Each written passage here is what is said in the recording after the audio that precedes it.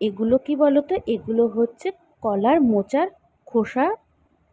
এগুলোকে আমি ফেলে না দিয়ে ভালো করে কুচিয়ে তারপরে ধুয়ে নিয়েছিলাম। এবার এর মধ্যে দিয়েছিলাম সামান্য লবণ, হলুদ, গোলমরিচের গুঁড়ো, চালের গুঁড়ো আর সামান্য একটু ম্যাগি মশলা দিয়ে এটাকে একটু মাখিয়ে নিয়ে তার মধ্যে সামান্য একটু জল দিয়ে আবার একটু ভালো করে মাখিয়ে নিয়েছিলাম। এবার দেখো আমার মাখাটা কিন্তু রেডি। কড়াইয়ের মধ্যে তেল দিয়ে এটাকে কিন্তু আমি বড়ার আকারে ডুবো তেলে ভেজে নিয়েছিলাম। দেখতে কিন্তু অনেকটা পেঁয়াজির মতন লাগছে।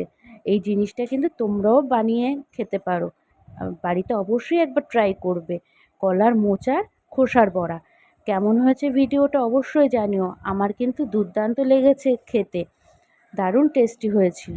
যদি তোমাদের ভিডিওটা ভালো লাগে অবশ্যই লাইক একটা কমেন্ট করে দিও। আর নতুন ভিডিও দেখার জন্য অবশ্যই চ্যানেলটা সাবস্ক্রাইব করে দিও। টাটা।